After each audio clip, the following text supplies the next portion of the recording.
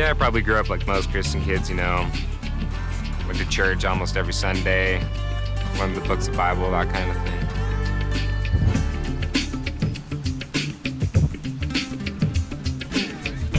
I know all the 10 Commandments. Thou shalt not steal, honor the Sabbath, thou shalt not covet, thou shalt not commit adultery, honor your father and mother, the Lord's name in vain, murder, graven images. That's the 9 Commandments. Yep. In 2008, a documentary film crew followed the journey of one college freshman and captured actual footage of a reenactment of his first day of classes.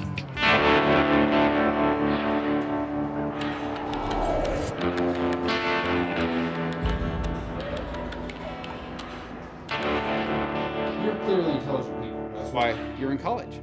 Biologist Richard Dawkins has said, and I tend to agree with him, that people who don't believe in evolution are either ignorant, stupid, or insane. Ethnocentrism and the myth that our moral values are far superior to the rest of the world's The culture. Salem witch trials, Spanish Inquisition, the Crusades. And today we're going to talk about Christianity's body count down through the ages. What they found This morning, you are going to meet one of your closest relatives. was shocking. In a world ruled by people who don't value the values that your mother valued. We're going to talk about how we determine the difference between right and wrong. So who'd like to have a go at this? How do you make that determination, Mr. J? One man was ready for them. Well, you could refer to teachings such as the 10 Commandments. You don't propose that it'd be right for you to impose your religion on someone else, do you? Jay was not that man.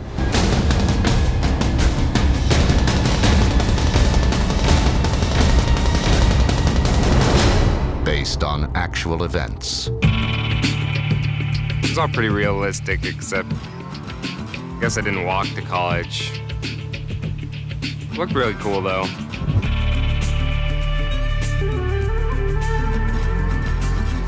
Yeah, not being prepared, wouldn't recommend it.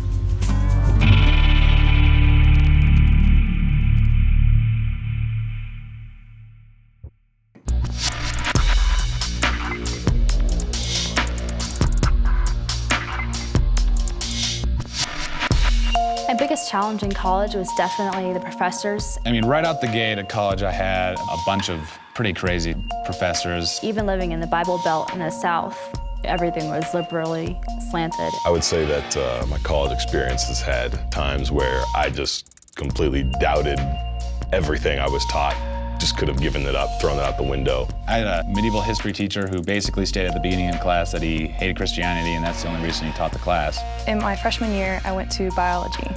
And the first day, our teacher said that he believed in evolution, creationism was stupid, and that Christians were stupid, and that if you believed in a God, that, you know, you're basically unintelligent. For the first time, I had to not only deal with my professors, but also all these students who I was living with who didn't share my worldview at all. I was the only conservative and the only Christian I knew. My first semester, my freshman year, I was enrolled in a philosophy class that was critical thinking, and it very much took God out of the picture because that was our teacher's personal opinion and view. I was very surprised when I went to college at how shaky my Christian background was. Even though I was at a Christian university, though, that didn't mean that my teachers are Christian. When you have a college that advertises its mission statement with Christian values in it, the last thing you expect to hear in a classroom is that if you believe in the inerrancy of Scripture, that you are ignorant. Christian colleges can be very dangerous because you go and there's so many different theologies, it shakes your faith completely. I think that the biggest challenge for me was a Bible class that I took, and I had one of the most liberal teachers at my college. Everything that he was teaching me like shattered the foundation that I had been taught, which you wouldn't think would happen at a Christian school, but it does. And so I found myself debating in my head, you know, what to believe, and kind of having to really focus on developing my own foundation. I remember feeling very ill-equipped for certain issues dealing with the Bible. A lot of my professors, they were very intellectual people, so they knew the Bible back and front. I was friends with people who just completely gave up. Like, I don't know what to believe. When presented with some of the evidence that the world has come up with to defy God, it scared me how convincing it was. I was not prepared because I hadn't learned about everything else that people believed. I was not prepared to hear all the different views that could be presented. During my senior year, our big assignment in the social work department is an advocacy project. And I was really excited to do this, but the disappointment came when my professor asked our class to do a group assignment where we didn't get to choose what we were doing, but all of us had to lobby for the same issue. Unfortunately, that issue was to lobby for homosexual foster and adoption. And my heart just sank. This was an issue that I personally couldn't stand behind, and I knew that as part of this assignment, I would have to sign my name to a letter saying I did support this. I knew right then that I had to ask my professor for an alternate assignment because I wanted to get a good grade in the class. His first reaction was, no, you don't have a choice. And so I was forced over and over throughout that semester to talk about my beliefs and why I couldn't do this in front of my peers. As the semester went on, I completed each part of my assignment up until the point of signing my letter. When I didn't turn that in, he was really upset. Well, I set up a meeting with the director of my program. She suggested that we sit down with my professor and talk about the classroom assignment. I thought, wow, something's actually going to change. Apparently, in between me talking to her and my next class period, the two of them had had a discussion and they decided to throw out the entire assignment. So he came into class very upset, threw out our papers and said he couldn't grade them, handed us a new syllabus, and told us to start over.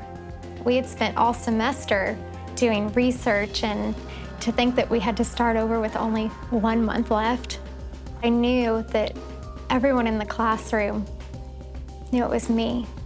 And now here, in the last month, they're having to start all over. About 2 weeks later, I got a phone call from my department head saying that the faculty had filed a level 3 grievance against me.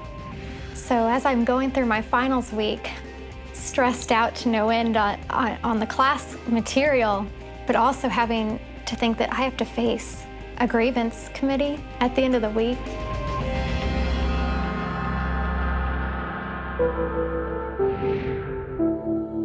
Then came time for the meeting, and I had asked if my parents could attend with me, and they said they would get back with me, but they didn't until we actually arrived. And at that point, I was informed that they weren't going to be welcome.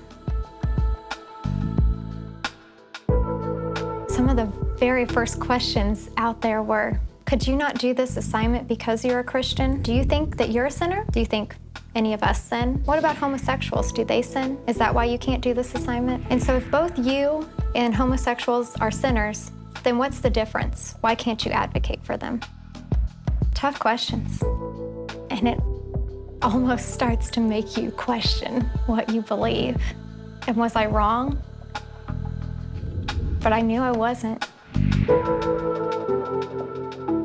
They handed me a contract, about 2 pages long, saying you will do this, you won't do this, you're gonna have to do these extra things. And if it wasn't signed, then I wasn't going to be able to start my last semester. I'd worked 4 years, and here I am in my last semester, and they're not gonna let me continue. And so I signed it and turned it in, knowing that I was going to be watched, and knowing that at any moment, if I failed on any of those points, that they could withhold my diploma.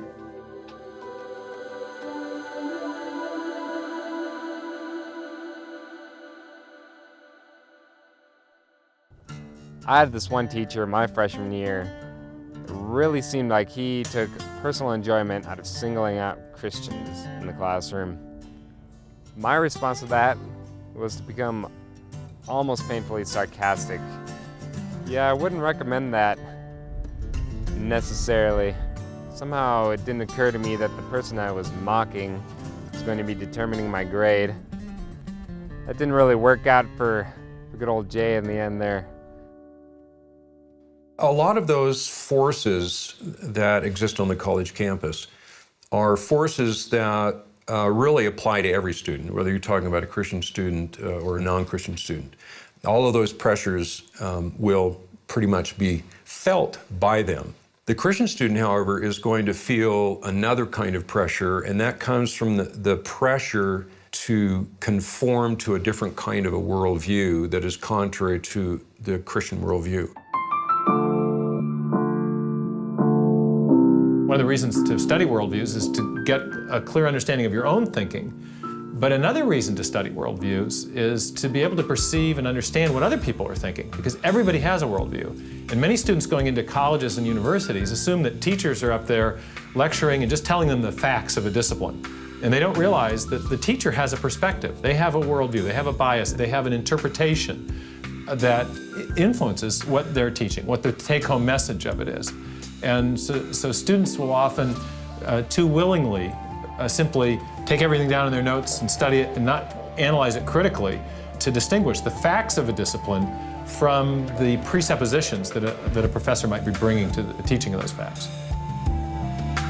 One kind of professor that you have to be careful about has a worldview, and he admits that he has it, and he slams you over the head with it. And he says, look, matter is all there is.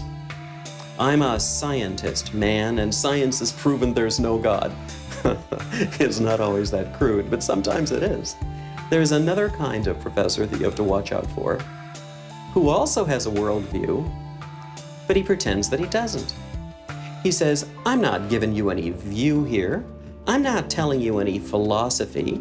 I'm above all that sort of thing. There's no bias in what I'm saying. I'm just being neutral. I'm giving you the facts. But of course, the way that he's giving you what he calls the facts is influenced by his worldview, and it might be distorted.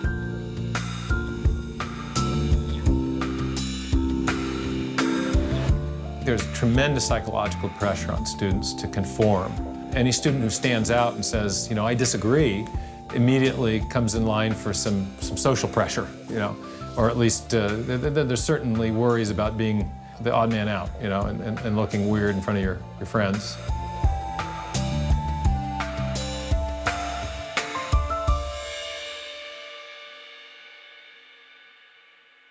I definitely had a lot of good professors. There were those few weird ones. There's some kookers. I just thought it'd be kind of interesting to see what some of these guys do in their spare time.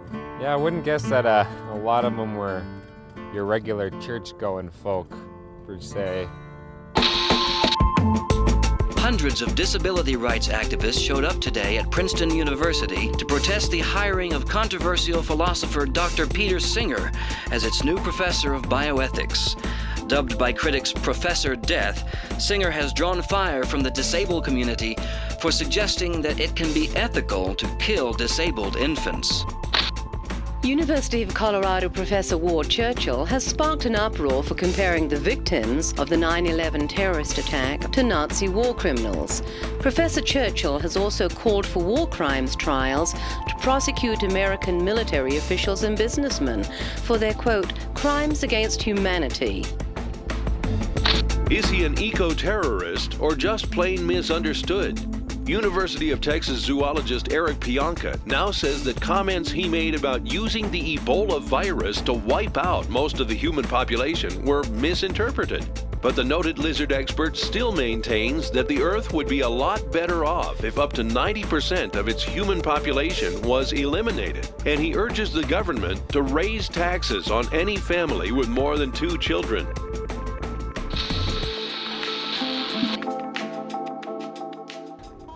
When I was a freshman, I actually had a teacher who loved Ward Churchill. It's like his favorite person in the world. So I had to write a paper commenting on one of his essays in which took it upon myself to take the opposite point of view. I thought I did a pretty good job, you know, proving my point. Definitely got a C- on that one. The overriding fact of modern academia is that the professorate, the people teaching and doing research in academia, are pretty uniform in their commitment to a secular, materialistic worldview. About a quarter of all college professors identify themselves as atheists or agnostics, far more than the general population. And when you go to the really elite schools, it's a lot more than that. It's more like 40%. And when you go to disciplines, particularly in the social sciences and natural sciences, it's even more than that. For example, in psychology and biology, basically more than 60% of professors identify themselves as atheists or agnostics. And more than half of all college professors say that they regard the Bible as a book of fables and legends. And at elite universities, it's more than 70%. Sometimes people claim that the reason college professors are overwhelmingly more secular is because that's really what you learn after you look at the evidence. And so this is just what the best and brightest people conclude. People who argue that really don't understand how college professors get to be professors. It's a self-selecting guild. And when you go through the process of hiring, there are litmus tests. And if you don't meet the views that your colleagues have, you won't get hired. Or if you do get hired and then they find out later, you won't get tenure and you'll end up being booted out.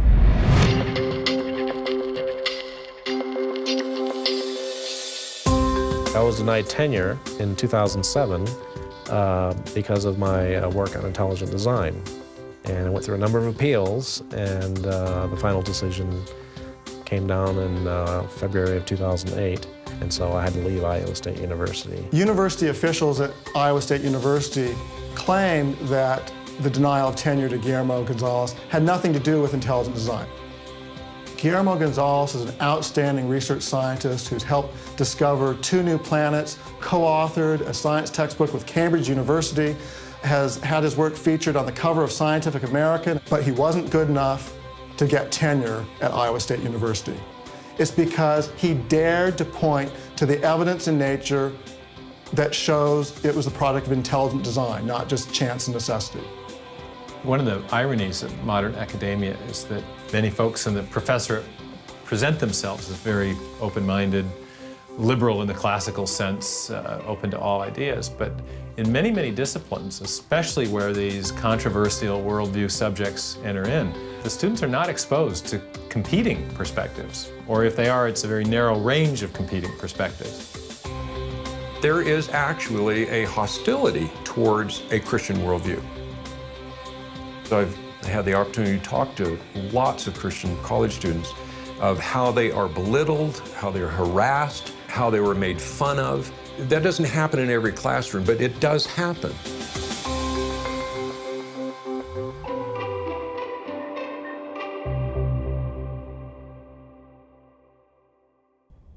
When you first get to college, suddenly it'll just hit you. You have the power to make all of your own decisions. There's definitely not a shortage of opportunities to make bad choices.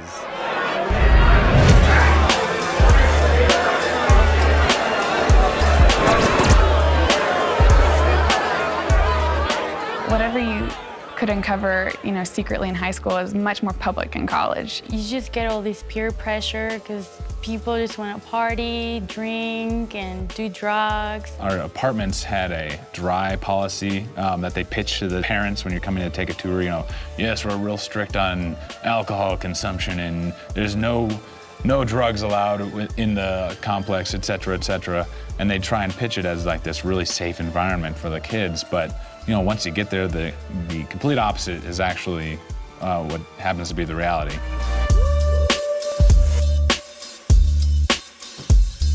When I first arrived at college, I started right out in the fraternity setting. First night was this house party. It was very interesting. Lots of alcohol, lots of booze, lots of drunk people. There's drinking, drugs, people were smoking pot, and there's ecstasy. A couple fights happened that night. The police came numerous times. But it was very chaotic. And the scariest thing was waking up the next morning and not remembering about 11 hours of my life. The most intense persecution that I felt was in the social scene.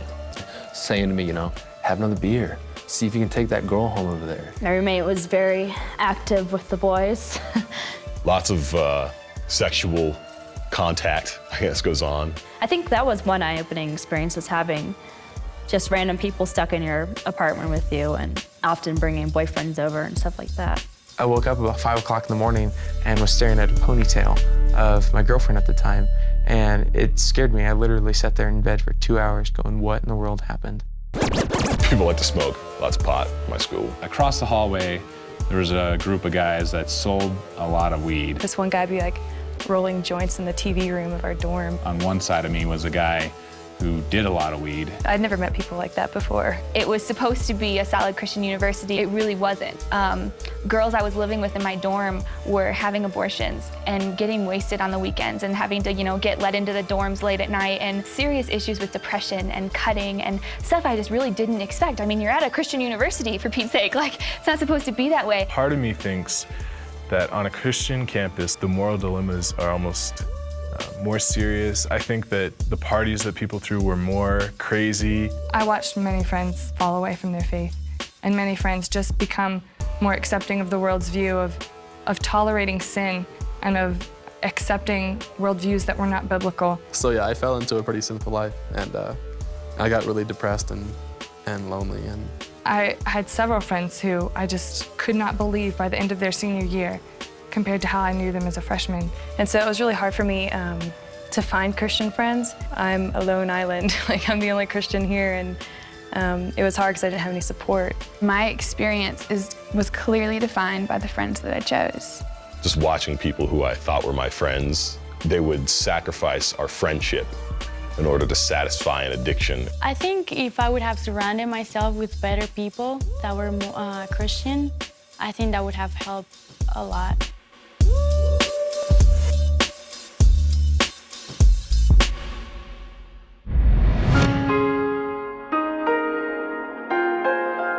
All of these forces begin to just boil around them. The loneliness, the wanting to fit in, the attacks on their belief system, the pressures to conform, and then all of a sudden that desire to feel significant in a campus of 10,000 students. They find themselves now at a party, they find themselves for the first time now drinking that they may have not done before, and then the next thing you know, this young girl is sitting in a corner of her bathroom weeping because of the decisions and the pathway that she's walked. Students can expect to hear that hooking up is no big deal. The problem with that is that if you're a young person who believes that the proper context for sexual activity is marriage, and you have the idea that you want to wait until you're married, the pressure that you're under to conform is enormous. And so the idea that the college is providing a morally neutral environment where kids can do whatever they want, that's very misleading. That's not the case. The fact is that there is a prevailing ethos that they're expected to participate in. If you are committed to virginity until marriage, for example, you're the freak. And the kids who are, doing all kinds of other things, those are the kids who are considered normal and accepted and more or less supported by the adults in the environment.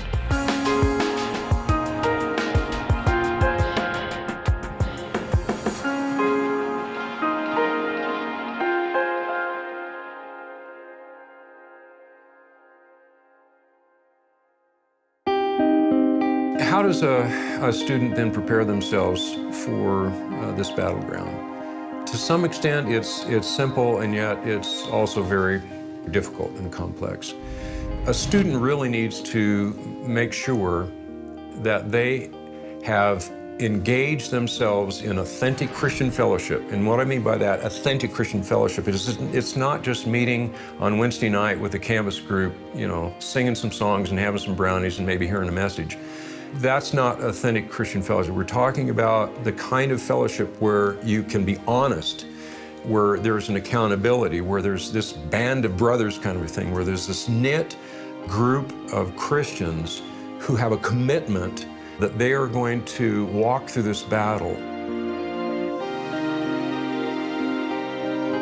And the other thing that I think is critically important is that a Christian student before they get to their campus, they need to have a Christian roommate selected. And they need to communicate with that Christian roommate. And then as soon as they get on campus, they've got to build that authentic Christian fellowship.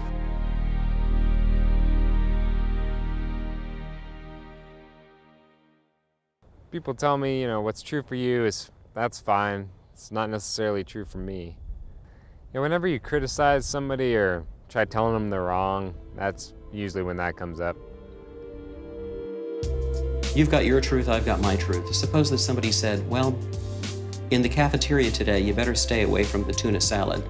It's gone bad, and 2 people have already gotten sick. What would you say? Well, that might be your truth, man, but maybe tuna salad that's gone bad is good for me. Of course we wouldn't do that. But when we're talking about right and wrong, and when we're talking about God, we do that. Somebody will say, well, Jesus said, I am the way, the truth, and the life.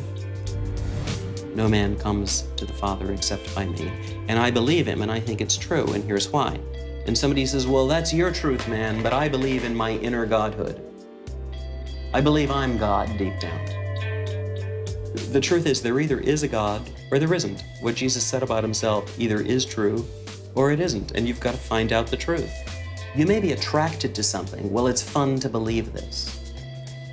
But if it doesn't correspond to reality, you're in trouble. You need to know the truth. Your worldview has to have the same shape that reality does. A student came up to me one day after class, and he said, Professor, in class today, you were talking about morality. Come on, isn't it all just relative, he said. Isn't morality relative? Isn't it really different every place? How do we even know that murder is wrong? And I said to him, are you in any doubt about murder being wrong? And he said, well, some people might say that it's okay. And I said, yeah, but I'm not asking some people. I'm talking to you. Are you in any real doubt at this moment that murder, deliberately taking innocent human life, is wrong for everyone? And he hemmed and he hawed and he said, well, no, I guess I'm not. And I said, okay, well then, you're not really in doubt about relativism after all, are you? There's a moral common ground that's shared among all human beings. These principles are so deeply set in the human heart that you find some acknowledgement of them in every human culture, not just in our own. You go back thousands of years and you're going to still find families. You go back thousands of years and you're still going to find that people know that there's such a thing as marriage. You go back thousands of years and people know that it's wrong to deliberately take innocent human life. They may do it, as people in our society do. They might make excuses for it, as people in our society do, but they know that it's wrong. See, we know better than relativism. Somebody might say, theft and respect for other people's property, that's all socially determined and culturally determined and everything's all relative. But, but rip off his iPod and see what he says. You scratch a relativist and you find a moralist underneath. We use relativism selectively. When somebody does wrong to us, we're moralists. When we want to do something wrong and find an excuse, all of a sudden we say morality is relative.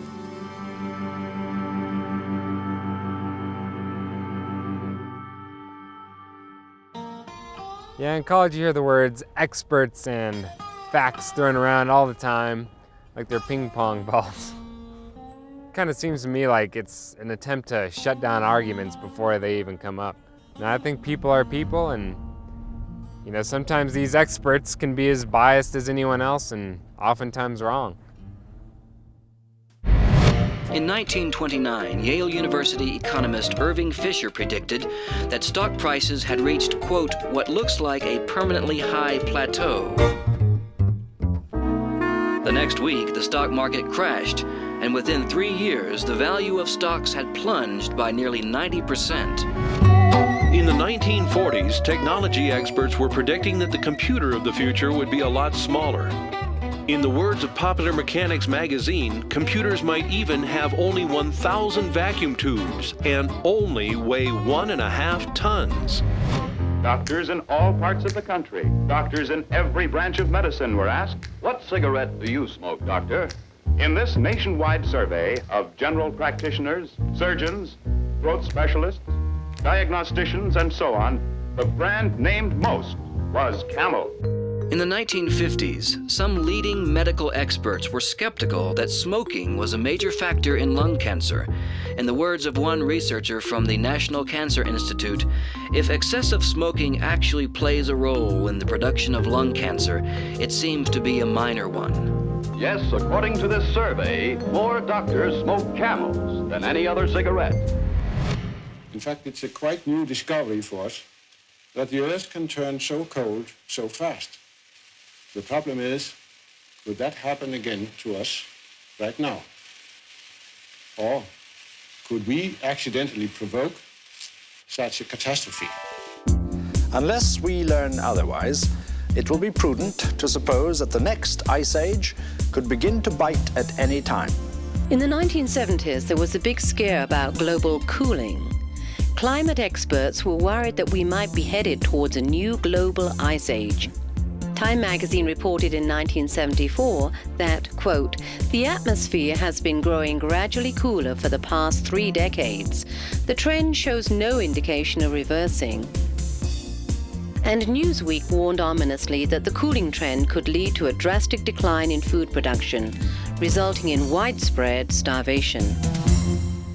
According to Old Norse folklore, a summer that isn't summer at all, when the snow fails to melt, will signal the end of the world. Well, the new discoveries suggest that this myth is substantially correct.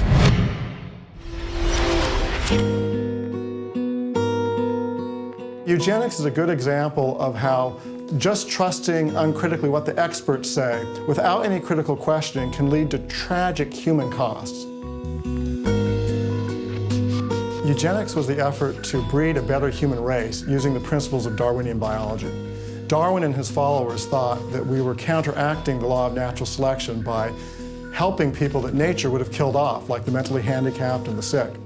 And so therefore, you either had two choices. One would be go back to the law of the jungle and not care for people and just allow them to die, or reinstitute selection artificially by consciously choosing those who should survive and reproduce and those who shouldn't. And that really was the choice of the eugenics. And so you had things like forced sterilization and people segregated in institutions for the rest of their lives so they couldn't reproduce. And many of these people today we wouldn't consider mentally defective. Eugenics targeted often the poor, minorities, blacks, poor whites in Appalachia, and ended up really hurting a lot of people. Like, for example, Carrie Buck, who was a young woman in the 1920s in Virginia, and she was sterilized against her will because of a doctor who never even met her, checked her bloodlines, and determined that she must be defective. And so she was sterilized. Her case went all the way up to the United States Supreme Court that said, yeah, this is something you can do. And yet today, Carrie Buck wouldn't be considered mentally handicapped. Eugenics was the consensus view of the scientific community for decades in America. It was promoted by people who were the leading evolutionary biologists at Princeton, Harvard, Columbia, Stanford, by members of the National Academy of Sciences. They all thought this was good science. Eugenics is really one of the most powerful examples of how dangerous it is just to accept blindly what the majority of experts say at any given time. If you are preparing to go to college, you've got to be willing to question. You've got to be willing to look at alternate explanations for things. You've got to be willing to look at the evidence for yourself and not just trust what someone tells you.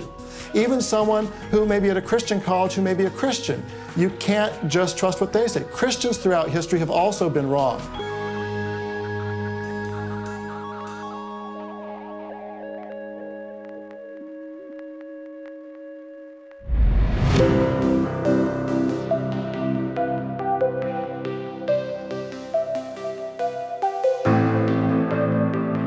One of the important reasons to learn about competing worldviews is not only so that you can defend your own or refine your own, but also so that you can understand wherever other people are coming from in the culture. Well, these are the most exciting questions a person could ever ask. How did I get here? What's the ultimate reality? What is the thing from which everything else came? Is there a God or is there no God? I mean, these are fundamental questions. Every human being cares about the answers to these questions. I had a student once called them 4 o'clock in the morning questions. He always woke up at 4 o'clock in the morning and thinking about the meaning of his life and where it was going. And the tragedy of American higher education is that all too often those fundamental questions are either not asked and addressed, or if they are asked, they are only answered from one point of view. A lot of Christian kids really have a lot of those inner doubts about the fundamental issues of absolute truth, does God exist, the problem of evil, all those kind of things. That has to be settled in such a way that they are comfortable and confident to know that there is a plain answer to those questions.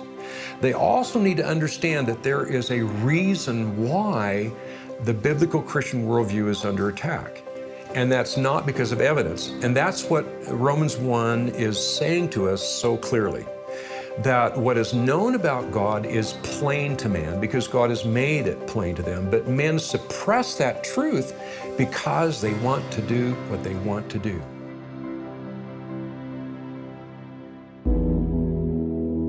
If your beliefs are based only on private experience, you'll keep your beliefs in the private sphere. But if you have a confidence that your beliefs are based on publicly accessible evidences and good arguments based on those evidences, you will take your beliefs, your faith, into the public arena, and you will act on it in public, and you will begin to make a difference in the wider world.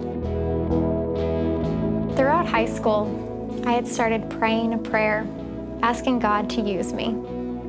And many times I felt that, why isn't He using me? And so as I continued to pray this prayer for almost 8 years before my senior year came along, it just made it even more evident to me that when you ask, you receive.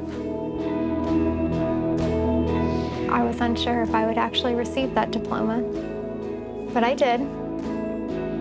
After I graduated, I was then looking for a job, but I was also preparing to file a lawsuit against my university. About 10 days after my lawsuit filed, the president of the university actually came out and made a public statement and said that the claims that I had brought up in my lawsuit were largely correct. And the outside evaluation team then came in and looked at that department and found that it was toxic. And many of the professors left. They didn't want to be a part of the solution. God used me. I got in a lot more trouble than I ever thought I would, but He used me.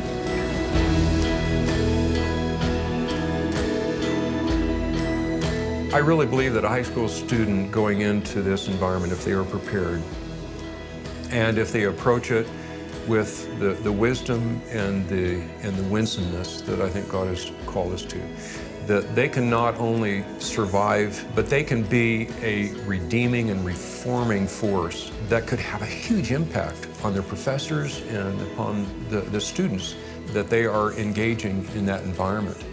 I think settling for anything less than that is not understanding who we are in Christ.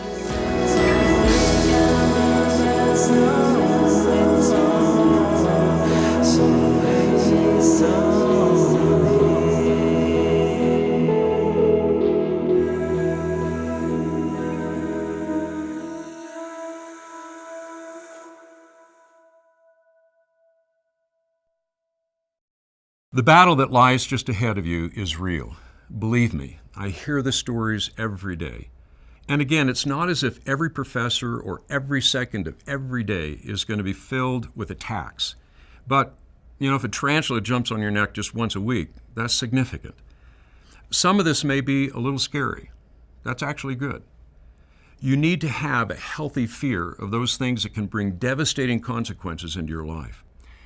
It is my deepest prayer that you do not end up on the casualty list with deep, deep regrets. But it is of greater importance for you to know that you can turn this battle into a joyful and triumphant time in your life. I am convinced that with the strength and wisdom and courage that comes from the Spirit of God, you will find yourself fulfilling what Paul said in Romans 8, that we are more than conquerors through Him who loved us. But you must be prepared. 1 Peter 3:15 says this, But in your hearts, honor Christ the Lord as holy, always being prepared to make a defense to everyone who asks you for a reason for the hope that is in you. No one heads into the basketball season without going through intense training first. If you don't train, you lose. It's as simple as that. So we have developed a series of DVDs called True You that we believe will be of help to you in that preparation. The first set of DVDs will deal with the question regarding the existence of God and how you can have a firm confidence that our faith is not based upon a leap in the dark, but in reality has an abundance of evidence standing behind it. The second DVD will deal with the question of the Bible. What gives us confidence that the Scriptures are reliable and trustworthy? We will look at some of the newest archaeological discoveries and evidence from ancient documents and artifacts to help you understand why this book is like no other on the face of the planet, and why you can have a confidence that it truly is the Word of God. The third set of DVDs will deal with the question of Christ. Did he really claim to be God? Did he really rise from the dead? We will again examine recent archaeological discoveries and external evidence. We walk through one of the most fascinating and amazing studies, how everything was planned and orchestrated to converge at a single point in time, the appearance of Jesus of Nazareth. It could be one of the most eye-opening moments of your life. These first three DVDs will be like three legs of a stool. They will provide a critical foundation for you. The fourth set of DVDs will be like the seat on that stool. We will look at how you can engage with others in an effective and winsome manner, the importance of definitions, and how to recognize illogical arguments. We will walk through the big questions you will get hit with and how to respond to each. We will also deal with the heavy attack that you will get from campus life, the pull of the party scene, alcohol, drugs, and sex. And we're going to talk about the criticality of authentic fellowship with other believers, the deep importance of locking arms with a band of brothers, how to not only survive this battle, but to thrive, to be a world changer. But, you know, the bottom line is our desire to honor the Lord in the midst of the battle. 2 Timothy 2:15 says, "Do your best to present yourself to God as one approved, a worker who has no need to be ashamed, rightly handling the word of truth." We are looking forward to walking through this preparation with you.